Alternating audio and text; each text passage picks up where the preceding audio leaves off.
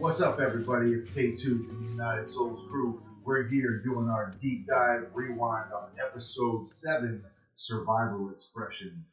We just kind of made it up. If you've been following along, we just kind of made it up to the top of the mountain again, and now we're kind of working our way over to Big Bear. So we're still up in the mountains in the snow, but just in a couple days, we're heading our way back down the mountain. And this time, instead of going back down into a city, we're kind of moving our way out into the middle of the desert. This is one of our favorite places to kind of go out and camp, get outside of LA, and just go out to the desert, the Mojave. There's just endless amounts of land out there. We used to do some really cool full moon tribe parties out in the middle of the desert out in some of these areas. But this episode kind of focuses us in on Giant Rock in Landers, California. This is a must-stop destination if anybody's ever out.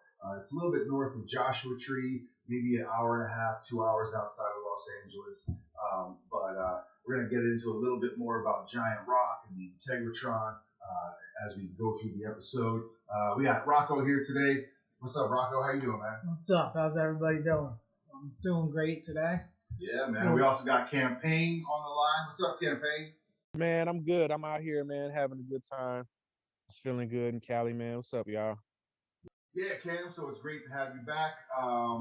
Just wanted to, and you're also coming back into this episode. You took a few days. You went back with Jono.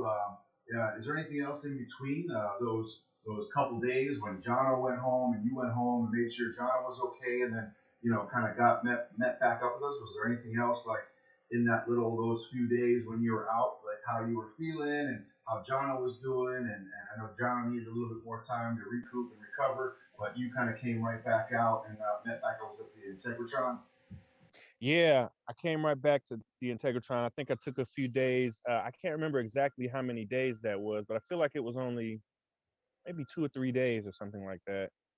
But yeah, we needed to kind of recoup and get our heads straight. And I definitely wanted to get right back out. I was calling Jonathan to see if he was going to be able to come back out, and he was still trying to think about it. He still needed some time. But yeah, once we got out to the Integratron, I was back. I was ready to be back, man. I couldn't be gone for too long. I was like, I was feeling it. I was like, I got to get back. Yeah, man, it was a great reunion. You came back out. We had some other friends from Los Angeles that drove on out and met up with us. So it was cool, man. We had, I don't know if you guys caught. You remember in the second episode, you got to meet Ramiro for a brief second. He was kind of saying he was our boots on the ground back home in Los Angeles. He came out and he has a clip in this one on the Integratron where he's doing a really cool spoken word piece. The Integratron was just amazing. How did that feel, Cam, as a vocalist, like when you were inside the Integratron making sounds? How did that feel? That's the thing. That feels really amazing at the Integratron. I'm saying in the clip, I'm like, I wish I could have this everywhere I go. And the audio from what you see in the video, it sounds just like regular. It sounds like I'm just talking. But when you're standing in that spot in the very middle of the Integratron, only you can hear this amplified, sound of your voice. It's only you. Even the person standing right in front of you, it doesn't sound the way it sounds to you, Yeah. And it just feels amazing. It's like the sound is resonating throughout your whole body. And it's just like all around your head here. It's like, it's crazy. And then the thing that I thought was really amazing was, it's a big room, so if you're standing on this side of the room and the other person is all the way at the other side of the room, and you can whisper something. And like the sound, it's like the whisper is like in their ears. It's amazing, that place. Yeah, it's intense how the sound carries around in that like dome shape. And like you're saying, when you're in the middle, you just feel like you're being like you're just absorbing the sound. You're just kind of a sponge in the middle, and it's hitting you from every single angle on your body. It's pretty wild, pretty intense. Yeah. So yes, like I said, this is one of our sweet spots that we had picked out throughout the walk. We had a few different spots that we wanted to make sure that we hit. So we did kind of zigzag up and down, kind of dictate our trail and where we're going to walk, depending on these kind of powerful spots that we wanted to really check out and engage with a little bit deeper. And the Integratron was one of them. And we were actually blessed. We got to sleep over inside the Integratron, have a camp out in the Integratron overnight, which was super cool. And then also had a couple camp out nights at Giant Rock.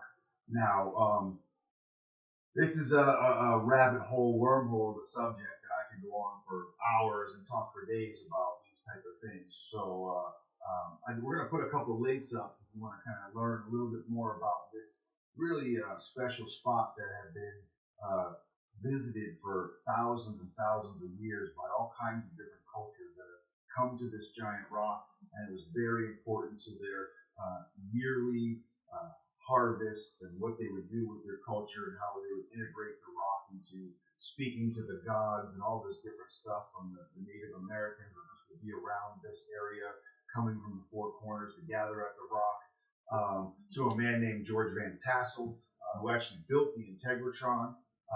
His experiences at this giant rock, he actually tunneled a house with this other guy that was there before that actually built an apartment underneath this giant rock.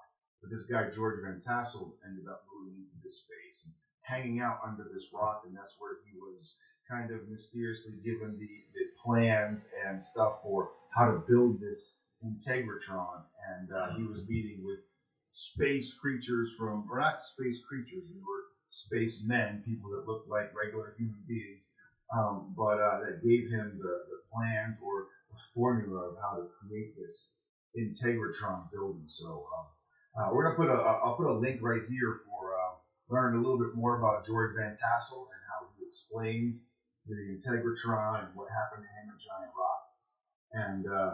And then a lot of our friends that actually came out that time, pretty much almost all of our friends that had this other experience at Giant Rock maybe a year before, where we had our own UFO encounter, alien encounter, abduction encounter. It was a wild night. That there were 6 of us, and Chaos was there. I was there.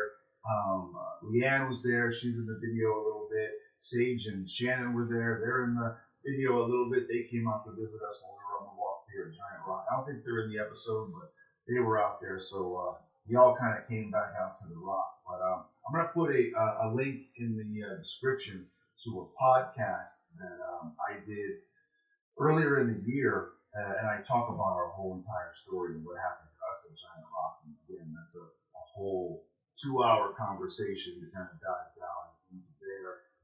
But if you're ever out Joshua Tree, out in the desert, 29 Palms, make sure you stop by the Integratron. Make sure you go try to camp out at Giant Rock. Definitely something that is a bucket list type of thing, being out in those type of spots. I started to notice a pattern in these episodes of you guys breaking out into freestyles and the beats too. Can you tell me a little bit more about those beats? Were those beats made while you were on the walk? Were they made before? Did you guys make those beats? Yeah, now a lot of beats. Or so first of all, the whole point of what the walk was we're all artists and musicians. Okay, so we were trying to go across the country performing, doing our music and doing our art. It was to express the fact that you could go anywhere and do your art from anywhere, kind of thing. And we were trying to be the example. Um, and so yeah, we were writing music as we were going. I was, I'm a solo artist. We're all artists individually, and we kind of banded together as a group, even though we were still like being solo artists, but we were making songs together. You know what I mean? And so I had a whole bunch of beats that, as an artist, like I've got producer friends that, give me all of their music to write to. So I had a bunch of beats to write to all the time. And one in the first episode or the second episode, when we were going through Hollywood, my brother Jason, Impervious, he made a lot of tracks.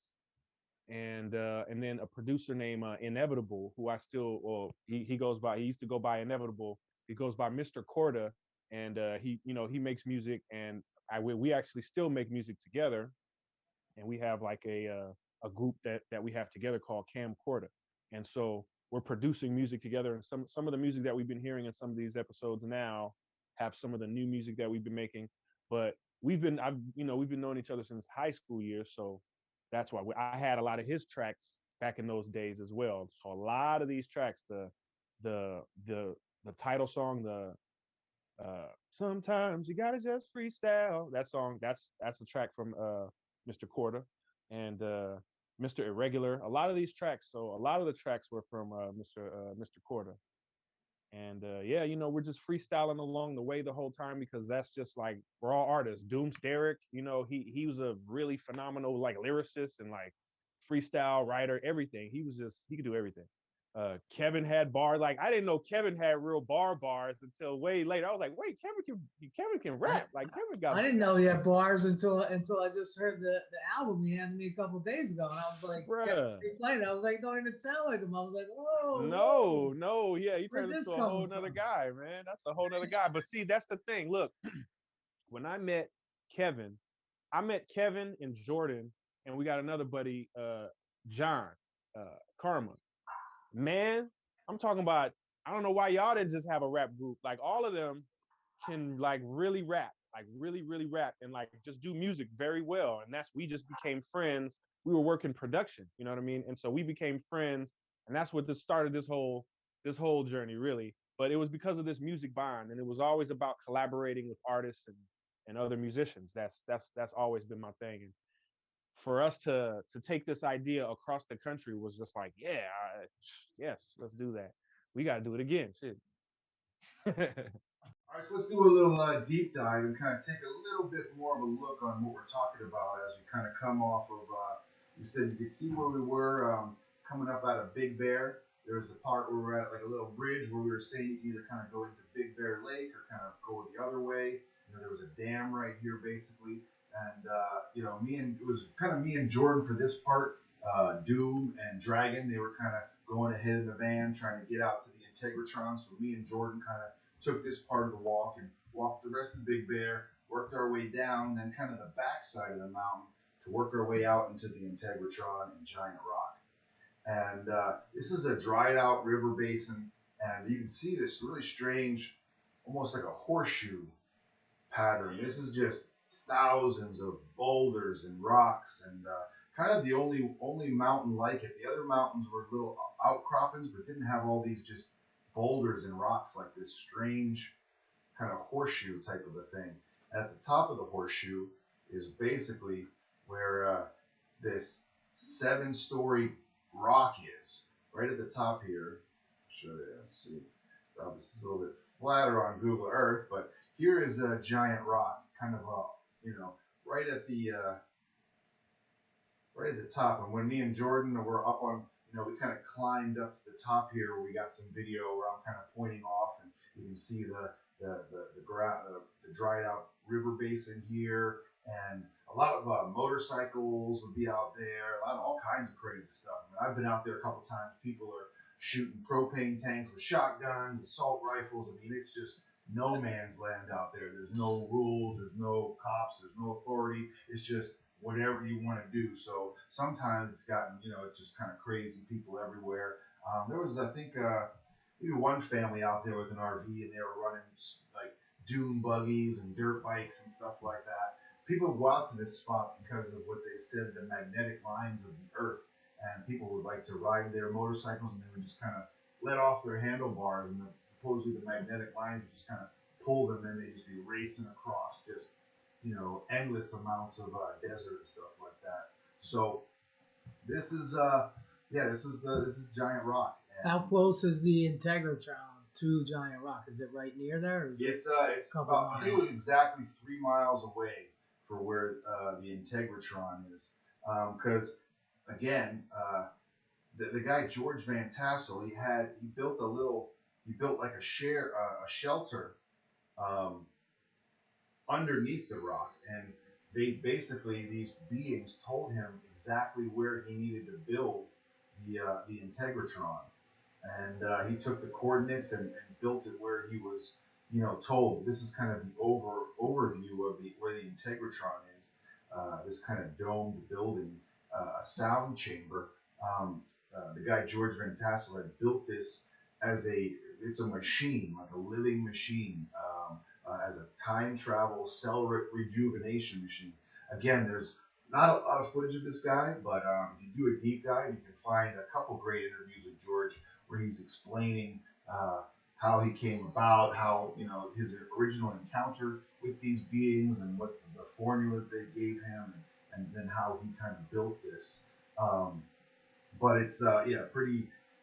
There's not a lot of information about this guy, which always puzzled me because it really seems like he was a serious part of the UFO and kind of whole mythology surrounding him.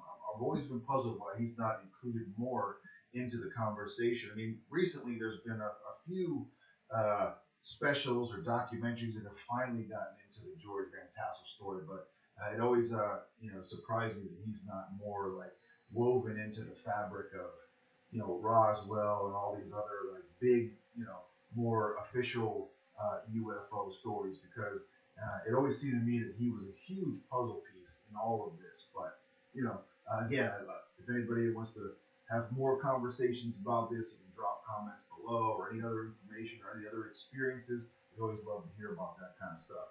So, is this place privately held, or is it under the park system, or who's the ownership of the area where the Integratron is?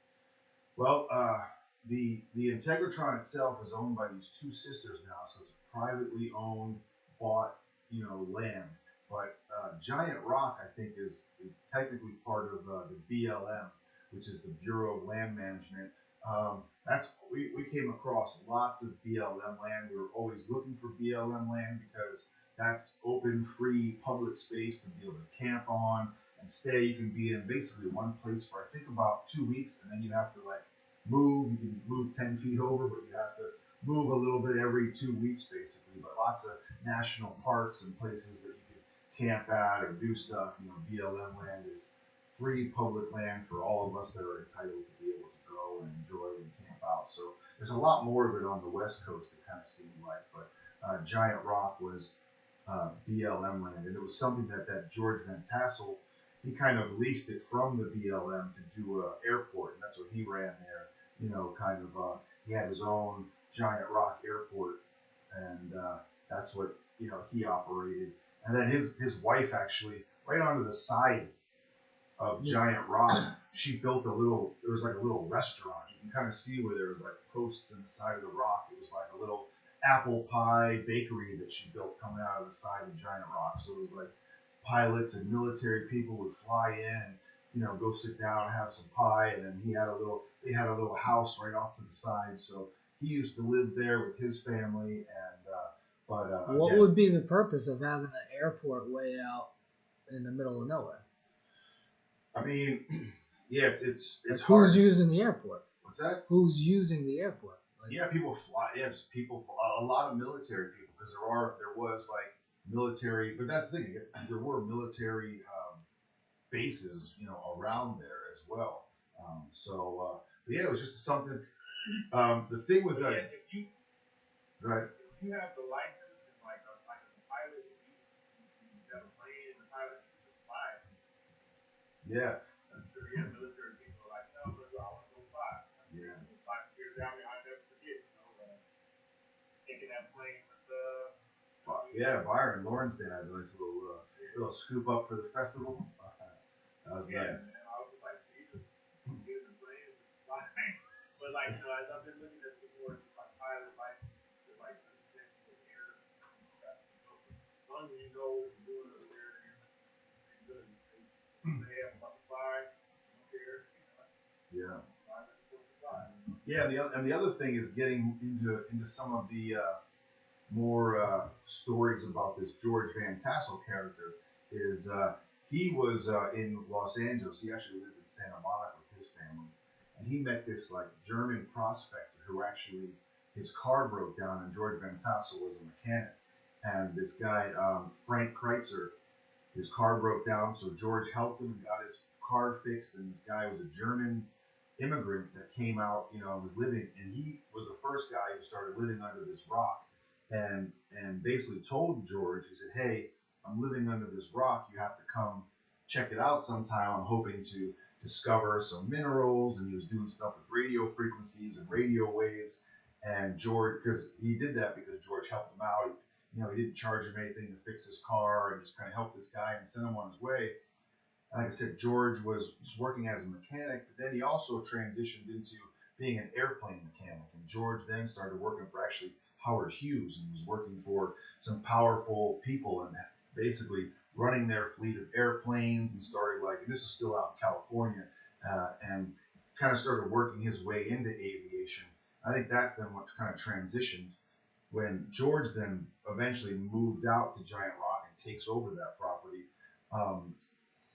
In a whole other story, because they actually killed the guy Frank Kreitzer who was living underneath the rock. The cops, this was back in the, I don't know, maybe 50s or 60s. So there was a German guy living under a rock who had an antenna on top of the rock, and they were like, "Oh, this guy's a Nazi spy." They didn't know what he was. They were trying to, figure out, and the cops basically surrounded this rock, and they threw like a, I don't know, I guess it was like a some type of what are those called? Smoke bomb. A smoke bomb. It was like our flare. Flashbang. Yeah, they were throwing. Yeah, so the cops basically surrounded him in this rock, and they were trying to get him out of there, and he wouldn't come out. And the cops, they threw down like a flare in there, and he had a whole bunch of dynamite underneath the rock because he was blowing up under the rock and taking it out because he had a whole cavern underneath this rock that this guy had built. And he ended up killing him in there and died underneath the rock. This guy Frank, George Van Tassel's friend. And then by the time word got back to George Van Tassel that his friend, because George had gone out there a bunch of times and met with Frank, and they had lots of meetings under the rock. But then when he found his friend was killed under there, then George basically went out there, took over the rock, that property, turned it into an airport because he was already dealing with a lot of aviation and airplanes and stuff. So then a lot of people would just, stop by, his airport, and he started to meet a lot of military people that, were also sharing stories about things that they had seen because there weren't a lot of places to talk about this kind of stuff. George Van Tassel used to have huge UFO conventions at this rock, like 10, 20,000 people would gather and come, and they would have these huge UFO conventions. And it's crazy to imagine back in those days, again in the 60s and 70s, to be able to get 20,000 people to come together for UFOs or flying saucers and to share stories. So it was, again, there's so much information that's kind of still being puzzled together, and we were a little part of that puzzle here and there. So really interesting stories. Hey, man.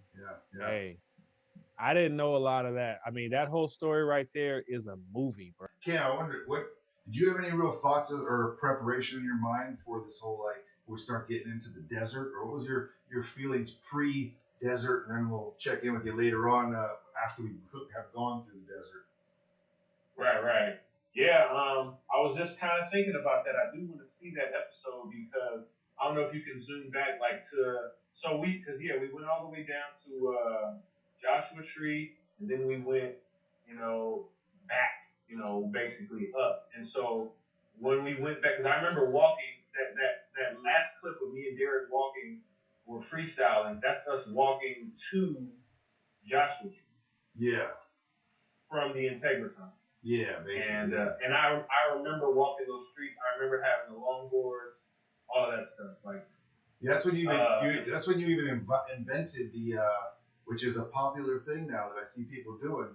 You invented the paddleboard skateboarding. You found oh, that's right. You found an old broom or something like that. You were brooming it on your on your longboard. And I have seen people now with sticks with a little rubber ball on them. And they use them with their longboards. So you kind of invented that on some stuff you found on the side of the road, and we're just kind of stroking your way down the highway a couple times. Man, I'm trying to tell you, man. One of these days we're gonna bottle up one of these pieces of lightning. Yeah, man. You actually had a few different inventions throughout the adventure that will have to kind of slowly get into with the bounce shoes that I've seen those now online. I think I sent you a picture of those because we have you with bed springs trying to figure out how to make these bounce shoes, and then we had that little spoof in Circus where you had you were gonna try to fly across the Grand Canyon, so stuff like that. And listen. Now we got what's name that makes the jet suit, Brownlee, or what's his name? Yeah, I was, man, I looked at all his stuff. What's his way? But like when I always think about that, it's like, wow, it's like a flying suit. Like I really was like, there's got to be a way to make a flying suit. This guy's got the backpack and the jetpacks, and he's flying around, teaching people and stuff. Sweet. Yeah. When we went down, that walking from the Integratron down to Joshua Tree, that was sort of the beginning of this is desert walking, and I had heard of Joshua Tree, so in my head I was familiar at least with being over here because I had heard of Joshua Tree. I don't think I had actually been there. I might have been there when I was a kid, but I at least heard of it. So it was like, okay, we're not somewhere where I've never heard of it. I hadn't heard of Giant Rock, and I didn't know that we were that close in proximity and all that stuff. But I think the thing I'm trying to get to is after Coachella and all that stuff, when we started to really walk towards Vegas, and we went back this way past the Integratron, and like up the road, kind of going up towards that. That walk from there, right the end of the Integratron, the 247 right there. Yeah. I remember that road, walking that road down, go back down, like I don't know if it was that road, but like, you know what I mean? Like, 247. We took 247 to get back out to Calico Ghost Town. That's where Dragon had his last day. I remember Calico Ghost Town. Yeah. And then we we're on basically the 15 the rest of the way out, straight out to Vegas, pretty much. Yeah, man. Nah, but just when we got to that point, that's when it was really like, oh, this is desert. Like, because we started walking through that point right there. I just remember being that was the beginning for me, being like, oh wow, like we're going into some uncharted zones. Like this is the desert. Like what road is this? But I remember getting to a point once we started, because that was a really long road of nothing, of desert. Yeah. And I remember starting to get to those points of like just those zen, like kind of tranquil walks where it was like, wow, like we were seeing the same thing every day on these roads, and it just started to become comfortable. Like, oh, okay, we're out here on the road, like walking, and I just remember starting to feel comfortable walking right there, because that was a long stretch before we got to the 15. And when we finally got to Barstow, that was amazing. That was amazing. Yeah. Yeah, man, because that was kind of the thing, I mean, there's clips of us, singing or hanging out and joking around, but there was definitely a lot of times where we were just kind of like in our own heads, just thinking about stuff, just kind of being out there. A lot of times we would kind of, we did different paces. We kind of, split up, kind of move out. We'd always kind of finish in the end, but there were times when we would just kind of like be out there, just kind of thinking and taking in the landscape, and having some alone time on the walk. Just be able to think and do some stuff. There was that funny clip when you were out walking and you were singing and screaming, screaming out. That whole clip, that was hilarious. That'll be coming up. We were pretty far out at that point too. Yeah, for sure. Yeah, so that wraps up our deep dive in Google. I want to thank Campaign for jumping on. Thank Rocco for hanging out with us once again. We're gonna, everybody check out next week, episode 8. We're gonna be getting into Joshua Tree and working our way down to Coachella. Once again, thanks for watching, everybody. Like and subscribe to our videos, the United Souls of Awareness channel. Also want to mention, we did just start a Instagram account, so go find us on Instagram. We're starting to kind of get into some other social medias. We're trying to spread this thing out, man. So anything you can do to help spread the word about our channel, spread the word about what we're doing. Our Instagram is going to have our whole collection of amazing photos that we took all along the way. So I'm going to keep that up to date as we go along. We're putting up all of our photos, from the different sections as we travel. So like and follow us on Instagram, subscribe, follow us on YouTube. As always, stay inspired, keep on walking. Putting one foot in front of the other, you're going to get there in the end. We hope that this walk is inspiring you as much as it continues to inspire us. We'll see you next week. Peace and love.